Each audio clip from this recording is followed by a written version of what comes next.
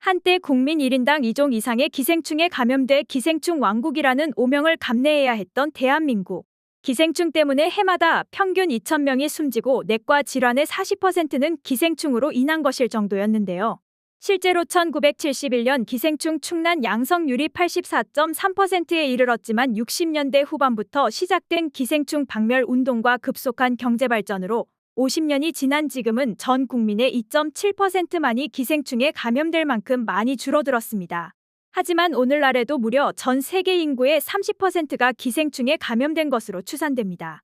그만큼 여전히 기생충은 우리 주변 곳곳에서 위협하고 있으며 방심하는 순간 기생충에 감염될 수도 있다는 이야기입니다. 보건위생 지식과 영양 상태는 좋아졌지만 유기농 채소를 포함해 생식을 즐기는 식습관 때문인지 1970년대와는 다른 양상으로 기생충 감염이 늘고 있습니다.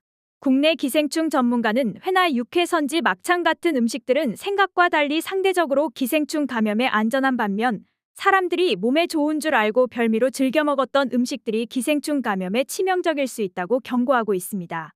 오늘은 우리 주변에 기생충 감염을 일으키는 음식은 무엇이 있는지 자세히 알아보겠습니다. 첫 번째는 소간입니다. 소의 간은 철분 함량이 높고 비타민과 엽산이 풍부해 익히지 않고 날로 먹으면 빈혈 예방과 항암 효과가 뛰어나고 시력을 좋게 만들어준다는 속설이 있습니다. 하지만 안타깝게도 이런 효과를 얻기는커녕 오히려 시력을 잃을 수도 있는데요. 개회충이라는 기생충에 감염될 가능성이 매우 높아 섭취 시 주의가 필요합니다. 분당 서울대병원 연구팀은 2009년 1월부터 2013년 6월까지 눈개회충 진단을 받은 환자 101명을 대상으로 감염 경로를 파악한 결과 눈개회충에 감염된 사람 중 81%의 사람들이 최근 소의 생간을 섭취한 경험이 있고 생간 섭취는 감염 위험을 무려 15배나 높인다는 것을 확인했다고 보고했습니다. 소의 생간을 통해 사람 몸속에 들어온 개회충은 장 속에 가만히 있지 않고 몸속 여기저기 돌아다니며 간이나 폐와 같은 장기로 이동합니다. 대부분 증상이 없고 시간이 지나면서 유충이 사멸되고 자연 치유되는 것이 보통입니다만 유충이 눈으로까지 올라가게 되면 큰 문제가 됩니다. 눈에 염증을 일으키는 것은 물론 염증 물질을 침착시켜 눈의 한가운데 망막 정보를 파괴해 시력을 저하시킬 수 있습니다. 만약 망막 주변에 혼탁이 생겨 후유증으로 흉터 조직을 만들면 실명까지 일으키게 됩니다. 실제로 한 끼 줍쇼 프로그램에 출연했던 A씨는 한쪽 눈이 잘 보이지 않아 병원을 찾았었고 자신의 몸속에 기생충이 존재한다는 것을 발견하게 되었다고 전했습니다. 상황은 생각보다 심각했으며 A씨의 척수를 통해 몸속을 이동하던 기생충이 신경을 건드려 목숨까지 위태로울 뻔했다고 밝혔습니다. 전신 마취와 7번의 수술을 받은 후에야 겨우 몸 안에 있는 기생충에서 벗어날 수 있었는데 충격적이게도 A씨가 무심코 먹었던 소의 생간 몇 점 때문이었습니다. 그러므로 생간 섭취를 가급적 금하는 것이 좋습니다. 또 개회충에 감염돼 간이나 폐에서 염증이 생기면 간암이나 폐암 또는 전이암 등의 양성종양으로 오인할 수도 있습니다. 실제 기생충에 감염된 환자가 암으로 오인되어 값비싼 영상검사와 조직검사를 받기도 하며 드물지만 항암치료와 수술까지 이르는 경우도 있다고 합니다. 이런 위험성의 이유로 2012년 일찍이 일본에서는 국민 건강을 위해 소생간 판매를 중단했다고 합니다. 두 번째 음식은 민물고기입니다. 민물고기를 즐겨 먹는다면 기생충에 감염될 확률이 매우 높습니다. 대표적으로 빙어, 송어, 향어, 은어 등을 회로 먹는 경우가 많이 있습니다. 이 어종들은 수질이 맑은 1급수에 서식하는 경우가 많아 맑은 물에 사니 기생충 걱정 없다며 무방비로 먹는 경우들이 많은데요. 하지만 1급수 서식종이라고 해서 기생충이 없다고 생각하면 절대 안 됩니다. 민물고기를 회로 많이 섭취하는 하천 유역의 주민들에게서 기생충 감염률이 현저하게 높은 것으로 조사되었기 때문입니다. 2018년 섬진강 유역 주민들 감염률은 5%대로 전국 평균 감염률인 3%대보다 높은데 이는 그나마 기생충 감염 줄이기 캠페인을 통해 크게 낮아진 수치라고 합니다. 2009년에 조사한 감염률은 무려 34.1%라고 하니 3명 중 1명은 민물고기에 의한 기생충 감염자였던 거지요. 2010년 울산에서는 남성 A씨가 지인들과 민물 생선회를 먹고 난 뒤 40도에 이르는 고열과 오른팔에 무수한 물집이 생기는 현상으로 병원 응급실에 이송되었다가 하루 만에 사망한 사례도 있었습니다. A씨는 비브리오 폐혈증과 비슷한 증상을 보였지만 혈액 검사 결과 생선 비늘 등에서 발견되는 에로모나스균에 의한 폐혈증으로 사망한 것으로 결론 내려졌습니다.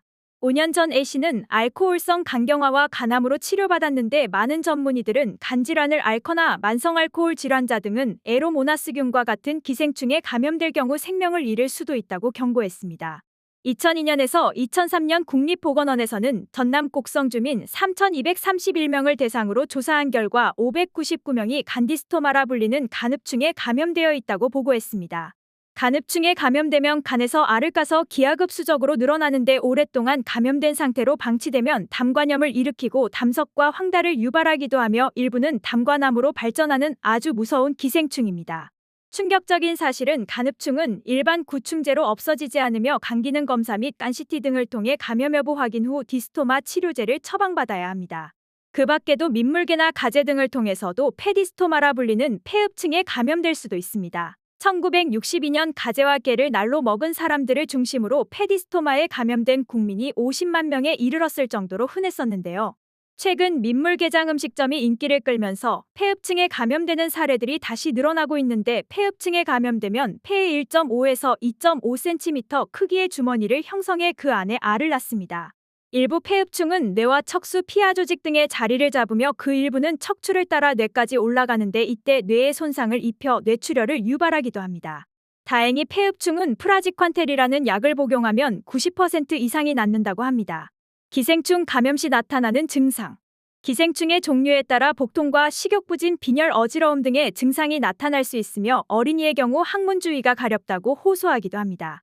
기생충에 감염되더라도 대부분 자연적으로 사멸하지만 간혹 기생충 양이 많고 면역력이 떨어져 있는 경우라면 앞서 소개한 감염 증상이 발생할 수 있습니다. 만약 기생충 감염으로 의심되는 증상이 나타난다면 반드시 의료기관에 방문해 검사를 받는 것이 중요합니다. 1년에 1에서 2회 구충제를 정기적으로 섭취하시는 분들이 많은데요. 전문가들의 의견에 따르면 굳이 챙겨 드시지 않아도 된다고 합니다. 다만 날 것을 자주 드시거나 동남아 등으로 해외여행을 다녀오셨다면 구충제를 챙겨 먹는 것이 바람직하며 간질환자의 경우 의사와 상담을 통해 처방받으시기 바랍니다. 시대가 발달하면서 기생충에 대한 감염 위협은 크게 줄어들었지만 앞서 소개한 음식을 잘못 먹고 감염될 수도 있습니다.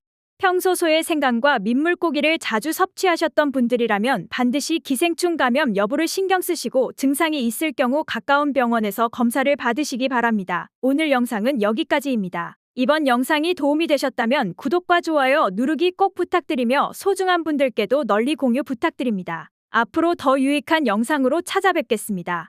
구독자 여러분, 오늘도 주입식 건강과 함께 행복한 하루 보내시고 건강하세요. 감사합니다.